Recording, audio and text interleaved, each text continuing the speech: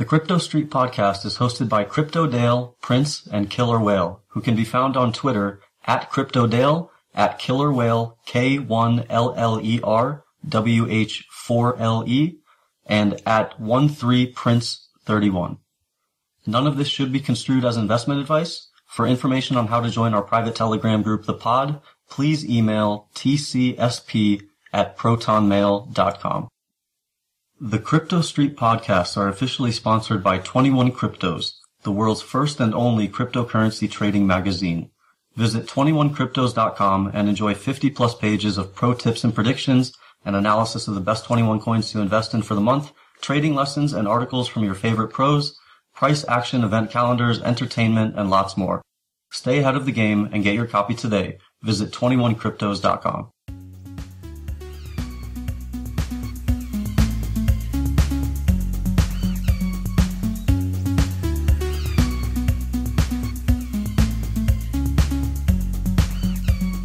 What's up, everybody? Hopefully you had a fantastic New Year's Eve, didn't get too crazy, made no drunk trades, etc., etc. What a damn year 2017 has been. We started out with myself just getting in. Been a great year. So as always, my name is Crypto Dale.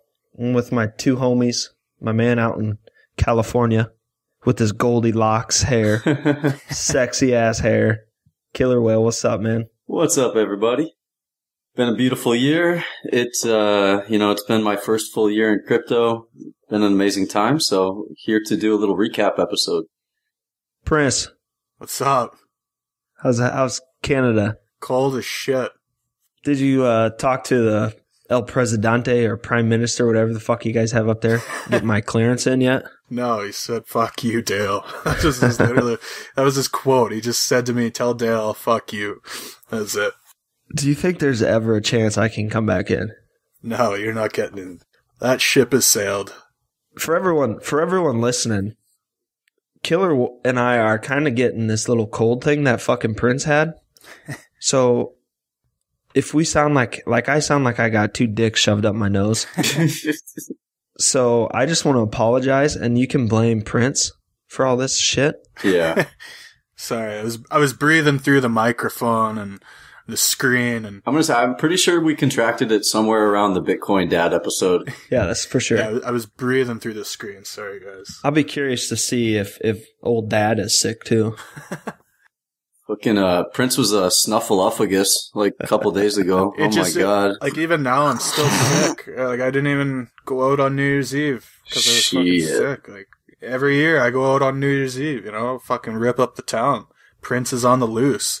Not this year though. Watch out, ladies. Yeah, not this year though. The goose is on the loose. Do you wear your Bitcoin hat out when you are trying to pick up the ladies? It's funny. I've actually all semester I was wearing my Bitcoin hat. It's like my lucky hat, always wearing my Bitcoin hat. And it was funny because at the start of the semester, nobody noticed. And as the semester was getting more near the end, and you could tell, it's also when Bitcoin's price is starting to pump, all of a sudden, people are doing, a second look at me when they walk by me. And it's like they're looking at my hat.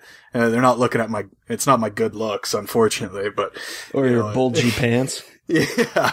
But yeah, it's funny, I started to notice that, but then just, we had this, CEO out in, the Ukraine of a Bitcoin exchange there get kidnapped and he had to pay like $1 million fucking get free or whatever. And it's like, ever since I saw that, it's like, you know what?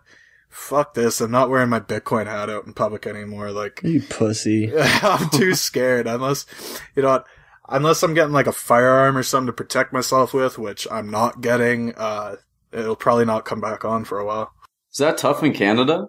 Oh, firearm law out here? It's to pretty buy one? serious. Like, I would think so. Oh, for you guys, it's pretty chillax compared to here. It ain't America. Yeah. You can buy one on the street corner.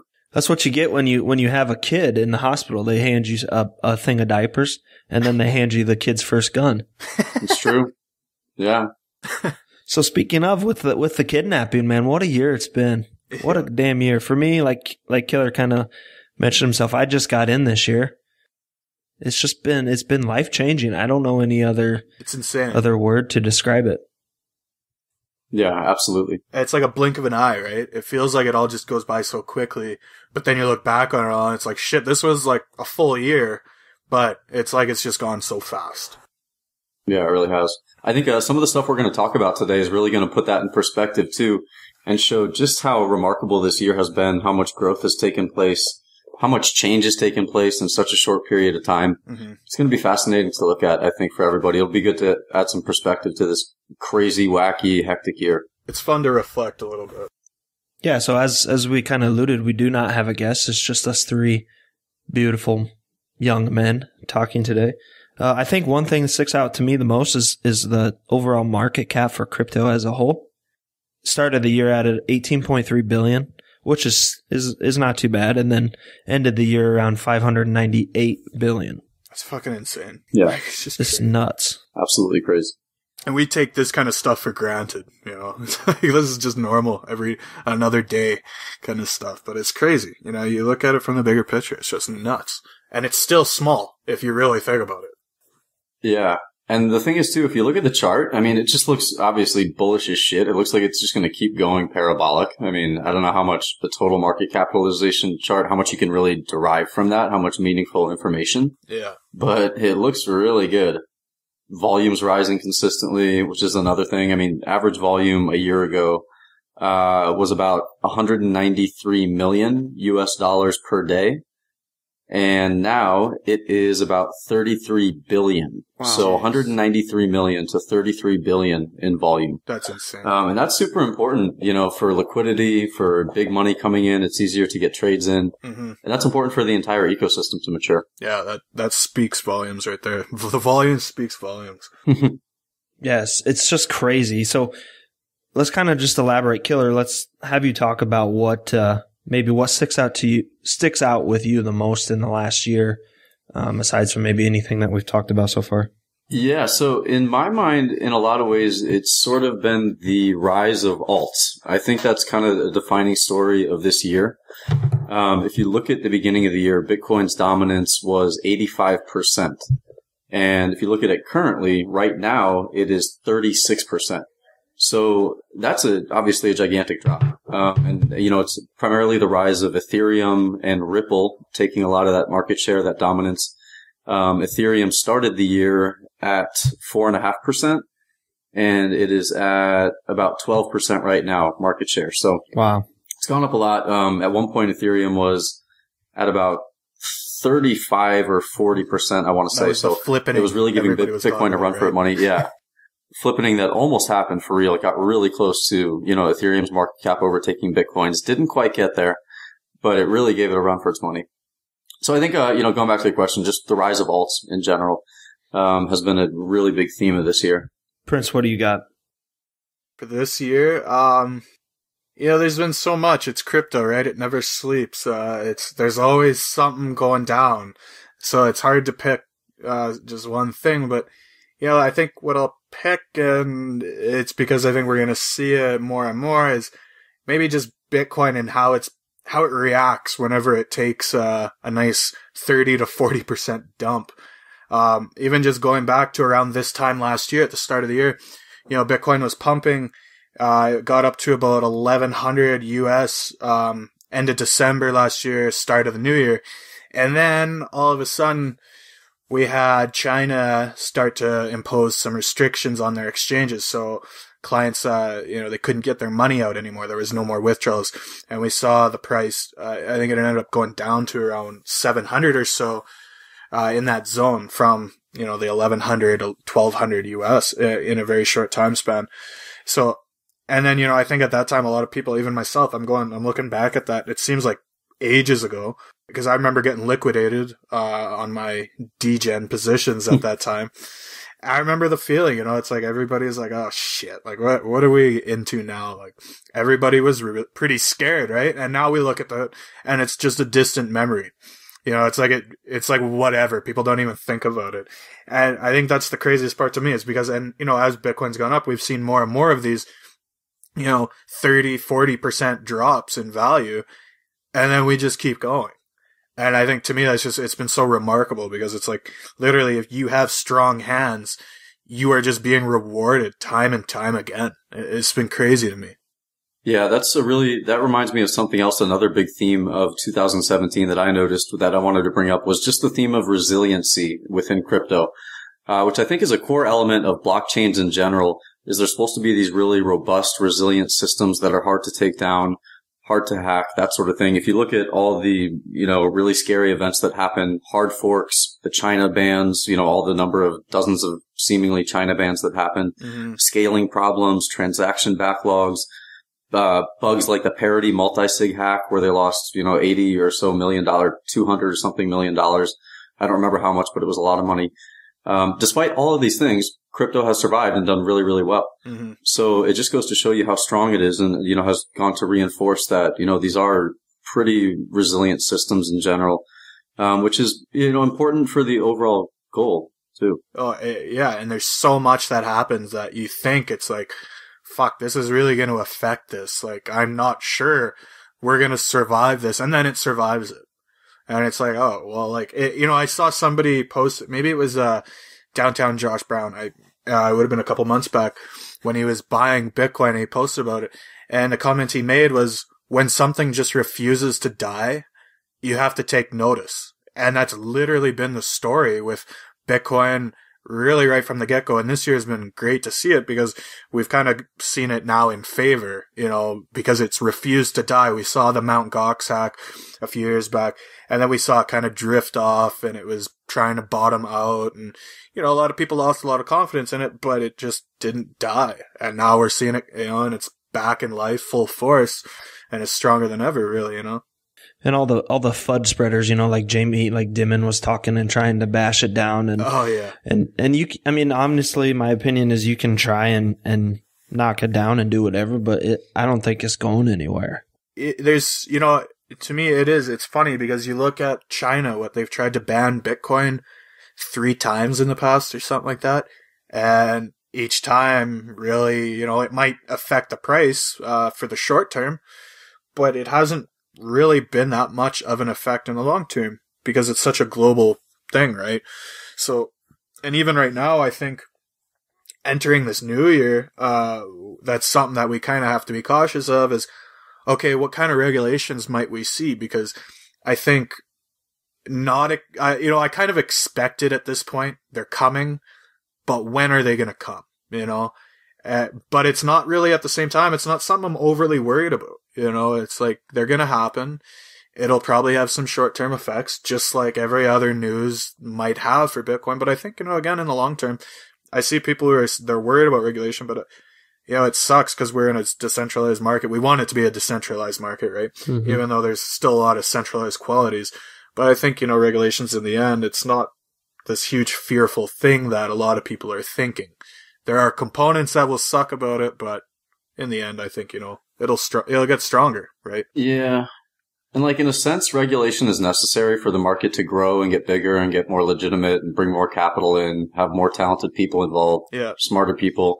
But at the same time, crypto's pretty resilient, again, to that sort of thing as well. So, it's really going to be interesting to see how that plays out because crypto's just kind of anti-regulation in general. You look at the political community within crypto, it's extremely anti-government. It defies the odds, mm-hmm. That's just what I've kind of come to expect with Bitcoin. It's like, if you're expecting something, expect your expectations to get kind of fucked up. So. Yeah, for sure. So we're all going to kind of, I guess, Killer, do you have anything else you kind of want to add for your year in review? I mean, there's so much to talk about. I guess, a couple of stats I guess we could talk about. We got tethers. Yeah, we could talk about tethers. Fraudulent tethers. Bitcoin Cash fork. What else do we got? It's a never-ending list. Yeah, I'm looking at, actually, I don't know if this is correct. I'm looking at unique Bitcoin addresses. This is from blockchain.info. In the beginning of the year, 529,000. And right now, it peaked as high as, I guess, 1 million. But it's saying it's only 700 something thousand now. I don't know if I'm looking at this chart incorrectly, but I don't think so. This is a weird chart. It's saying that basically the wallet addresses for Bitcoin barely grew, which I find really hard to believe. Which, if that's accurate, just kind of scares the shit out of me, because that means there's a lot of people who are just leaving everything they got on exchanges. Right? Yeah, that's a good point. Which is kind of terrifying to think about. So again, if you're new and you have money of any kind on exchanges, understand your risks, because you're not truly in control of your money, even though you might have the account password and all the authorization stuff to get in. You're still not in control of it all. So let's elaborate on that a little more and talk maybe about the hot Kachina, Katie, whatever, getting hacked and all the numerous other hackings. I know day trader Nick lost some. Even SoCal. Yeah, SoCal on his Mu wallet. Guy from the pod. He lost some, and it was really through that Ether Delta exploit that happened a few weeks back. It's one of these things that it's such a common occurrence. If you haven't been affected by it, touch wood, because you are very fortunate. But yeah, you gotta be paranoid. Like, it's one of those things that happens all the time. I was talking to a guy, and he fell for one of the airdrop things. On Twitter, you'll go and you'll always see like, oh, claim your airdrop tokens. Right. And it'll look legit, right? It'll look really legit usually. I remember when I was in it a few months back, I had to seriously question something, because I was looking at it. I was like, oh, this looks pretty real. And then I'm going through the info and it's like, wait, why do you want this info? This is not good, and then it's like, oh, this is a scam. But, and I gotta say, like, especially to the people who are newer out there and they're going through crypto Twitter, looking through the cash tags to see what people are talking about for their coin, there's going to be a lot of scams even right on there and playing right in front of you, right? From a Twitter account that looks legit, that is not legit, and it's going to say get your free airdrop coins. 99% of the time, that is a scam. Yeah. Guys, this reminds me of something real quick. We actually had somebody try to scam and act like they were a winner of a contest, like a giveaway we had of Pinkcoin. That most recent giveaway we had of Pinkcoin, I announced the winner, and I guess somebody looked at who I announced and made a profile like pretty much identical to that guy's profile. Same picture, same bio, same number of followers. He even retweeted the most recent retweets of that guy's account to make the account page look the same. No way. And then he messaged me and he was like, hey, here's my Pink address. Jeez. And I almost sent it to this guy, this fraudster. Holy shit. And yeah, it just goes to show you, people are constantly looking to, they're constantly looking for opportunities to further their own aims and goals and their own wallets and that sort of thing. So you got to be careful, because people really are out to get you. And it seems paranoid and tinfoil hat, but it's totally true. So you really got to be careful. And we touched on OPSEC, I know, in the first episode we did of the podcast, talking to Bully. But we really can't reiterate enough. Some things I would touch on are 2FA. For sure have that on all of your accounts. I think that's super important. Right. And also, do not do 2FA with your phone number. Don't do it as a text message like an SMS. Do it as Google Authenticator app. That's a more secure way of doing it. If you do it with SMS, it's easy for somebody to call up your phone provider and switch your SMS or your SIM card basically over to theirs and hack your account that way. So don't do 2FA that way, but do 2FA. We just saw John McAfee. Yeah. He got hacked, and it was through his Twitter account got hacked, and that was through his phone, Right. If he can get hacked, you can get hacked. The hackers pretty much always appear to be one step ahead of everybody. So even in crypto, they're so smart, and like you gotta kind of, I guess, give them a round of applause, because I don't think I've ever seen such good scammers as they are in crypto. Like, they're pretty good, when you pull up an exchange and the address bar, it might have one letter off. Otherwise, it's the exact same address, and you pull up the page and the page looks the exact same from what, the normal exchange would look like. They are creative, and it's because they're making a shit ton of money off of their scams. I think the scammers in crypto are some of the wealthiest crypto individuals there are. It's ridiculous. What always gets me is the capital when something's like an L and it's the capital I. Yeah. I mean, how the hell are you supposed to tell that apart? But you just got to be careful. One thing I'd say is maybe bookmark the exchanges and don't really make sure before you click, if you do happen to Google search, say Bittrex, make sure it's the right site. Don't just click the first one that pops up on the Google search. Really look at it and make sure it's the right one. Mm-hmm. Yeah. Also, I would say bookmark the Trezor website too, so you don't go to a false Trezor link when you're trying to access your wallet with your Trezor. I think Ledger, I've barely set it up, but I'm pretty sure that's like a Chrome app. Yeah, Ledger's a Chrome app, so it's a lot more user friendly, I guess, in that sense, where you don't have to be too paranoid, I guess, but still. Just can never be too cautious. Exactly, yeah. And I don't need all my nudes that I sent to CoinMav leaking out. No kidding, right? That'd be the worst. And people would actually know who I was. Prince gets hacked and all his nudes leak all over Twitter. Fuck. Becomes instant celeb. Yeah. The Brazzers website's calling him. Yeah, right. So a year in crypto feels like 20 years in normal life. Yeah. So let's maybe talk on what you guys, if you had to pick a coin of the year, token of the year, what would it be for you guys? All right, go for it, Prince. Okay, well, I have a real hard time just picking one token because... But you have to. It's been a year where it's like, fuck, there's so many good candidates, right? I haven't even really profited off of this one, but I'm going to nominate it, and that's Ripple. At this time last year, it was around half a penny. The fucking thing's around, $2 right now or something. Boo. Yeah, I don't really like Ripple. Let the hate commence. And then here's the thing, right? But that's my fuck up because back early, I let that cloud me and I missed out on some really good runs. So that was a learning curve. Me too. And the other coin I really liked this year was Stratus. Stratus at the start of the year around this time, it was at 8 cents. Now it's, pushing around $16 US. And at ICO, it was even cheaper than that 8 cents. I can't remember the exact price, but yeah, I think that's one of the best performing ICOs in the entire crypto market to date. And, that's a project that I have profited off of. And I do have a lot of respect for that team. And I really like what they're doing. I think that's something for the long haul. It's not really going anywhere. I just love the team there. But yeah, so Ripple and Stratus would be my two picks because I couldn't pick one. But there's so many others. It's like, fuck, it's hard to pick. You could literally throw something at a dartboard, honestly. Yeah. For me, my coin of the year would have to be Ethereum for a few reasons. The first is obvious. The price has gone from $8 at the beginning of 2017 all the way up to about $875, I think, right now. It's actually making a little bit of a run right now, so keep an eye on that. Ethereum, obviously the price has gone up. I think the second characteristic too is just ICOs in general and how big of a thing those have been in crypto in 2017. It's kind of been the year of the ICO. Mm-hmm. And a lot of that is a result of Ethereum and how easy it is to add or make tokens on the Ethereum blockchain using the ERC20 standard. And that's really made it easy for anybody, no matter how cockamamie or bullshit their idea is, basically to make their own token, raise money. Which has had some really good effects with crypto. I think it's brought a lot of money and attention to the space, which is a good thing.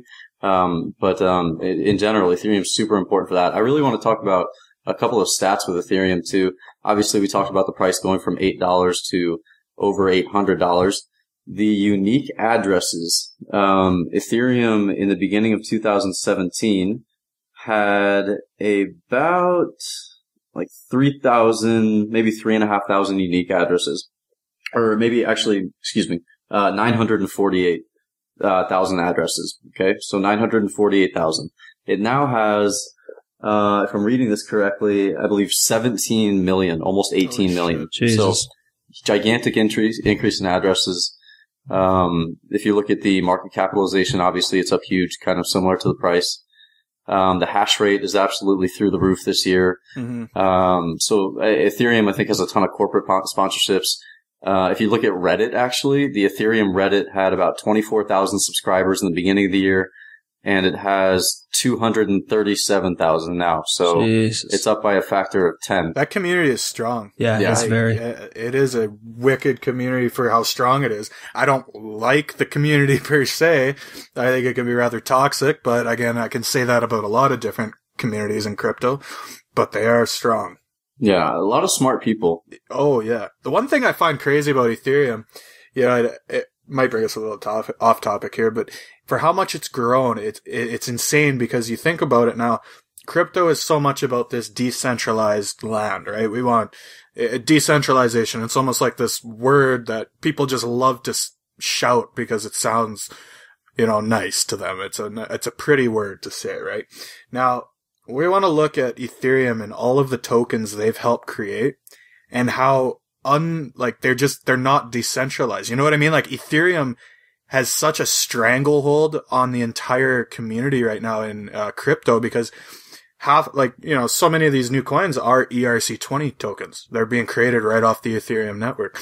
So you think about this, in this decentralized world, we have this very centralized situation, which I was thinking about the other day, and I thought it was kind of interesting just because, it's so many of these coins they are dependent on the Ethereum network. And then we have something like CryptoKitties come up. Yeah. Clogs the whole fucking blockchain and everything just goes to shit for a while, right? I think that was kind of an interesting situation just to show it's like, yeah, but we are still fairly centralized on a lot of things.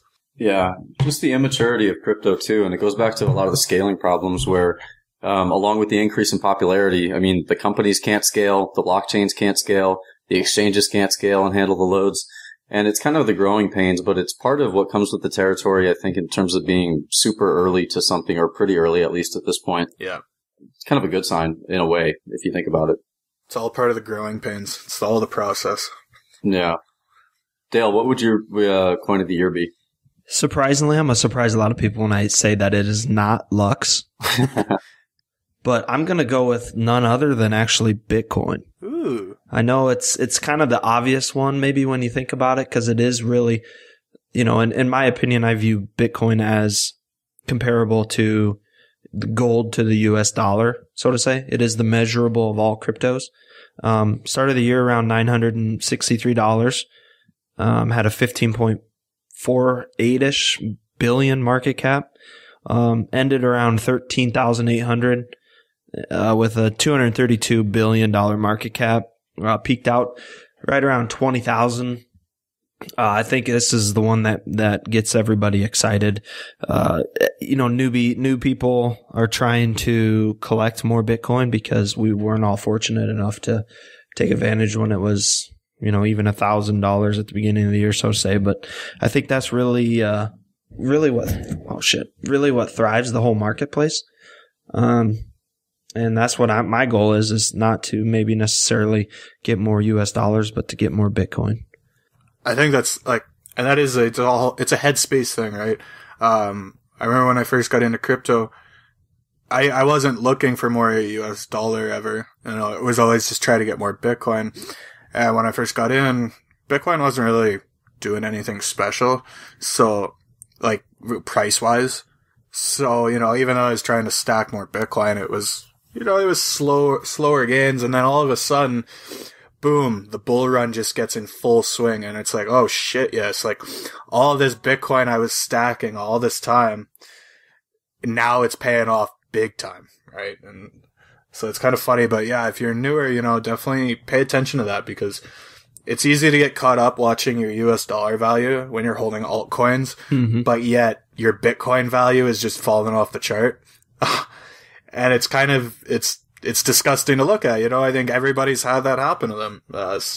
It's one of those things you go through, but it sucks. It makes you a little sick to your stomach when you're like, oh fuck, I had this much Bitcoin before, now I'm at this. But then you look at your US dollar value, you're like, oh, but it's okay. Don't get into that habit. I think Startail once said on Twitter, is it safe to go back to Blockfolio Bitcoin instead of US dollar or something like that? Pretty funny. We're going to do now some winners and losers throughout the year. I don't really care how you guys do it. If you want to just say some winners to start, and then we can go with some losers. Killer, you want to start it off with some winners? I'll go winners, ICOs. ICOs were, they exploded in popularity. People are raising shitloads of money, which, again, is kind of a bad thing, kind of a bad thing for the space, but also largely a good thing. I think it's definitely a net positive in terms of all the capital that's coming to the space. A lot of that's going to be bullshit and not result in anything. But a lot of it will result in legitimate projects that further the space, make it more legitimate, improve the user experience for people in the space. So, I think ICOs are a big winner. Losers, I don't know. That's a tough one. I mean, the space has been so bullish. I guess shorters. Yeah, Bears shorters. are the losers here. Yeah. I think that's the only real loser you can pick in this situation is just I got the some. Bears. Do you? Oh, you got some? Oh, yeah. I don't know. I was just going to go with Bears. Like, I was just thinking of back, I remember early this time last year, I had a guy on Twitter.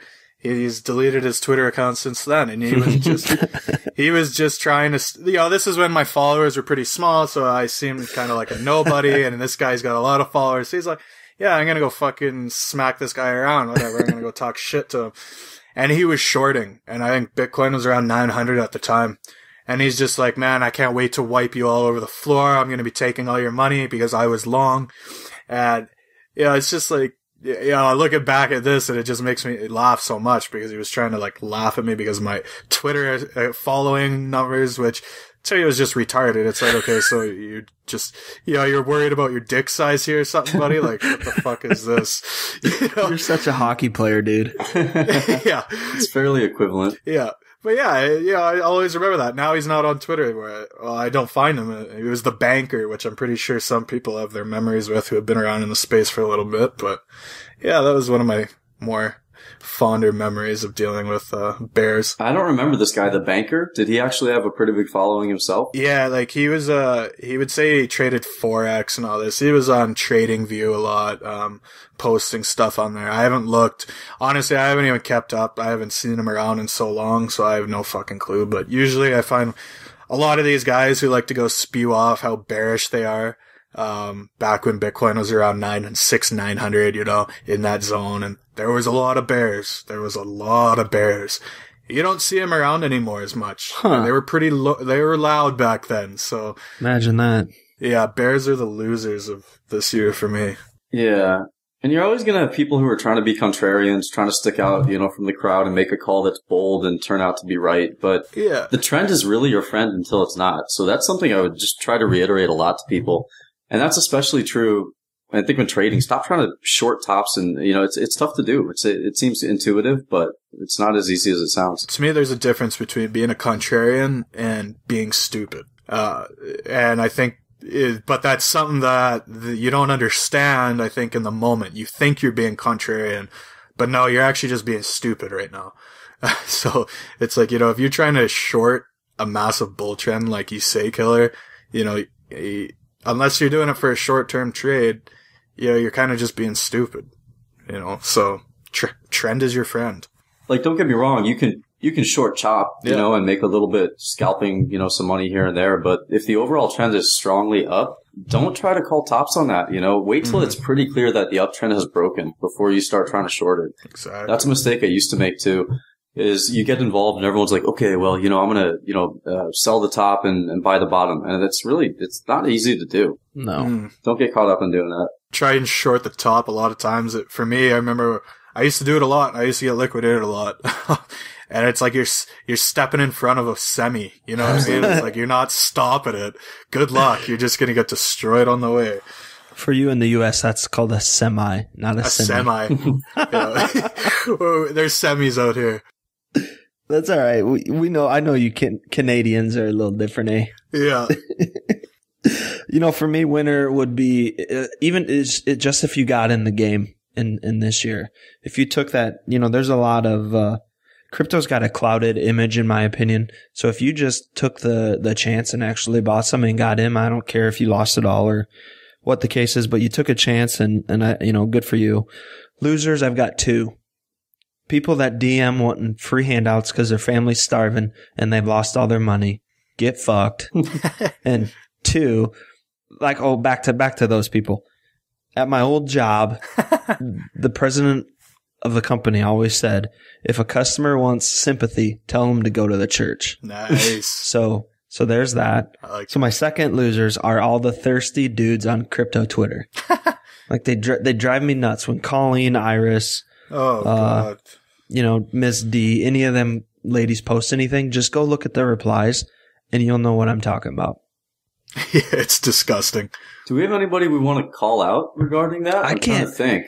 Pod members. I know we shouldn't, but it's super tempting. I don't know if I'd call anybody out for it. I don't know. It's pretty funny to watch. I don't know if I want to call anyone out, you know? It's like... Yeah, I'd call them out and they'd be a fucking hacker and wipe out all my shit. Stir the old pot. Yeah, absolutely. Dale wakes up and he can't log into Facebook and he's like, what's going on here? All of a sudden there's a different Dale joining updates. There's a different Dale joining the podcast. Yeah. So guys, is this episode 15 or 16? Do you know? Top of your head? 15. I thought that's what I was thinking, 15, but what a 16. No. It's this 16. will be 16. Really? Yeah, because Messiah is 15. Yeah. So let's maybe review on some of those. Who have been some of your favorite guests so far? Favorite things we've done? Oh, man. For me, favorite guests. That's really tough. I've liked a lot of our guests. They've all been great. What's been great about them too is they've all brought something different to the table. Yeah, and is how I feel. Huge thank you. Yeah, like Not So Fast was great for mining. You know, Ari Paul was great for, you know, amazing, like a stat machine on the markets. Oh yeah. And, you know, these people... Like Sicarius for trading psychology. Right. You know, just again, saying thank you because they don't have to do this. They don't have to, you know, take the time out to come on the show. But they do, and it's awesome. So, you know, to the guys who have been on, if you're listening to this, you guys fucking rock. So that's thank for sure. you so much. Yeah. It's been a blast. I mean, you guys make it possible. Yeah. And obviously we're not paying them to be online. Like you said, Prince, to reiterate, it's out of the goodness of their heart. And people that say the OGs, because a lot of them have been OGs, don't care about the community. That's such a lie. What they don't care about is people messaging them, asking, you know, for targets, for calls, shit like that. If handouts, if you actually send them a question, they will answer you and carry on a conversation. So yeah, they're just people too. One of the funnest episodes, though, I would say, was when Donnie was on. Oh yeah, that was amazing. Dude is hilarious, and he'll be on too. So let's go move on to kind of tell everyone what we have in store and for the podcast in 2018. Kind of just, you know, what our plans are. You know, just continue doing what we're doing, pumping out good episodes with quality guests, good content. Gonna keep this momentum we have going, hopefully. I think we're off to a great start here, so I'm super excited about what the new year's gonna bring. And I think we're just gonna get better and better, so I'm excited about what's to come. Yeah, I think, you know, we've things have really taken off a lot faster than I expected when we started this podcast, and it's been fucking unbelievable. And so again, thank you to everybody who keeps listening and actually wanting to hear us talk. It kind of surprises. Yeah, it still shocks me that people actually want to hear me and what I got to fucking say. So again, you know, it's crazy, but yeah, you know, so coming up this next year, we want to keep going hard and keep going strong, and, you know, keep giving you guys that good content and good info. What are you guys thinking as far as themes for 2018, coins you like for 2018, things that are going to be important? I'm all about them privacy coins for sure, and master nodes. That's, you know, it's funny because there's another guy on Twitter, TM3K, or whatever fucking Twitter handle is. He's a robot. But he's a hell of a good trader too. And so, you know, and he was also saying this, you know, he's watching master nodes and he's, you know, kind of into these privacy coins as well. I got a lot of respect for that guy and what he has to say for his opinion. So, you know, there's another thing, but I'm looking at those, and you want to go into the thing about master nodes. People love passive income if they can get it, right? Not every coin is master node. You know, it's not a master node availability. Some are just staking, whatever. They kind of have similar features and all that stuff anyways. But I think that's going to be a big thing. People want that passive income if they can get it, right? Different revenue streams is huge. Yeah. I would echo that with privacy coins. That's an area I'm really excited about going forward. That's an area of the market I think is going to do really well going forward. Within that space specifically, I would say Monero is probably my favorite. I think it has the strongest network effect within the privacy coin space, except maybe Zcash, or, you know, I don't know which other ones you'd put there, but, I think the Monero community is really exploding in popularity lately. If you look at the last couple of weeks or so, the subreddit is adding about 1,000 users per day, or 1,000 subscribers per day. It's growing super quickly. It's just, you look at the total subscribers chart, it's basically growing parabolic. So the community interest is strong, and that's going to lead to developments in terms of wallets that are easier to use. We've had people on here talking about how Monero will be usable from your mobile phone pretty quickly. So I think it's pretty undervalued too. I think Monero's market cap is still like 5 or 6 billion, which is really not that big. If you look at, because its addressable market, I think is huge. It's a store of value privacy coin. So the addressable market is potentially in the multi-trillions. So it being 5 or 6 when it's maybe the best suited coin for that purpose is really, really kind of crazy in my opinion. It should be worth way more than 5 or 6 billion. So I'd say Monero is certainly one to keep an eye on. I think the chart's bullish. If you're looking at technical analysis, that's another thing. I see kind of a bull pennant forming, and I think it may be in the process of breaking out of something like that on the Bitcoin chart, or in the midst of that pennant on the US dollar chart, but definitely keep an eye out for Monero. Mm-hmm. I think Monero is like, by far, in my opinion, that is the privacy coin. When it comes down to the king of Anon, anonymous stuff, it's Monero. That's what you associate it with, right? One of my bigger holdings right now for privacy is actually Zcoin, which is a lot smaller market cap.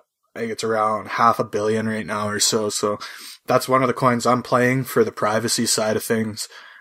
Just speculative value. There's a little more room for it to run, but when it comes down to it, Monero is, that's king privacy to me. So yeah, Monero, unlike Zcash, has been private from the very beginning. Every single transaction, I think, in its history has been private. Yeah. Could be wrong about that, but I'm pretty sure it's just been inherently private, which makes the overall security of the blockchain higher. Mm-hmm.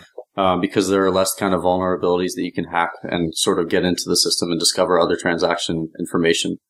So Monero is really, one of and they're adding features. Again, the developer community is growing super quickly. So I'm really bullish on that. I can't wait till they get Ledger support. Trezor support. That's another thing that's coming soon, apparently, from Monero. That's something that I've been looking forward to for so long. Yeah, so it's all these sort of positive things, that I see in its near future. And I think privacy coins in general also are going to do well. So that's going to act as a tailwind. Yeah. For Monero. So I know we're beating a dead horse here on Monero, but I really think that's a super good choice. I think it should be worth in the thousands, probably. Yeah. Oh, absolutely.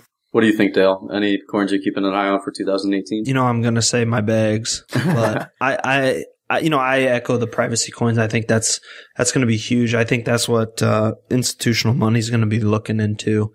The big thing is finding some with a platform, right? That's right. It's actually unique. Yeah, so that's what I would echo. Do your own research. That's just kind of what we think. We're not always right, nor do we claim to be, but key in this space is doing your own research, finding what you think is going to pop. Don't go all in, but put enough in that you have a stake in. So, with that being said, anything else you guys want to close on with 2017? I'll just say thank you to the fans again. It's been an amazing experience doing this podcast. Thank you to you guys. I know we've only been at it for about a month and a half now, but I think we're off to a great start. Again, I'm super excited for what this year's going to bring. Thank you to all the pod members, I would say. Love you guys. Randy, Donnie, Bully, Nike. Beer. There's so many to name.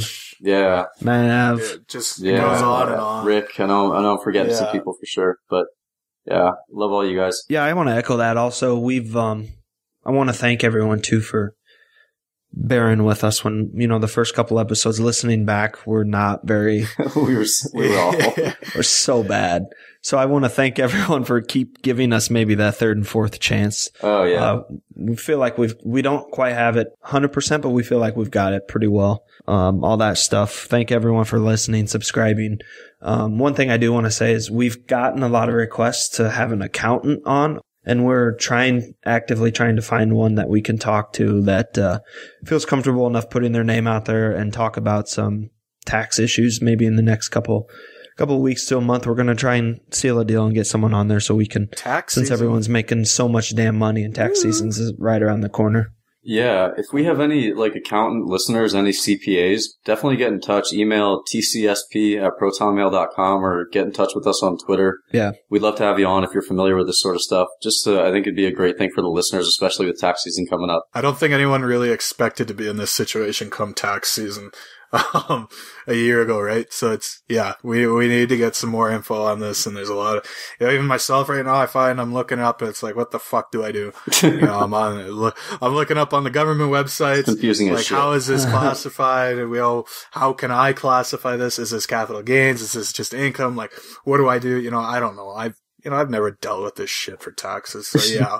And I know I'm not the only one in this situation. So For sure. Definitely not. Well, again, everyone, thank you very much, especially to our listeners, pod members. We love you guys. You guys are fantastic. Thank you for the support, the shout out. Baby pod members are newly formed minor league. We like you. We don't know if we love you yet, but we like you. I fucking love you guys. I think I'm in there more than I'm in the pod. So I have been lately too. It's just a shit show. It's awesome. Yeah. The guys are hilarious. It's funny. Yeah. It's a glorious mess. Hey, and I also want to thank you two goons for doing this. It's two of my favorite people on this space. I'd trust you with my private keys. Oh. So thank you guys very much for being along on this journey with me. Yeah, you guys are awesome. Yeah, right back at you guys. All right, well, peace out, everybody. Keep listening, subscribe. Give us 5 stars if you like what we say. If you don't, just tell us why you don't like it and we'll fix it. Still give us 5 stars, though. Yeah, right. Just DM one of us and tell us and we'll fix Even it. if you don't like it. Either way, give us 5 stars. Yeah, you can shit talk us, but 5 stars and subscribe. 5 stars and subscribe is key, though. And talk about it to your friends. Yeah, that's right. So peace out. And send us your Bitcoin. Peace out 2017. 2018 is going to be a bitchin' year. Tip your fucking waitresses. They work their asses off to make sure your damn soda's filled. Take care. Think of the waitresses. Peace. Later, guys.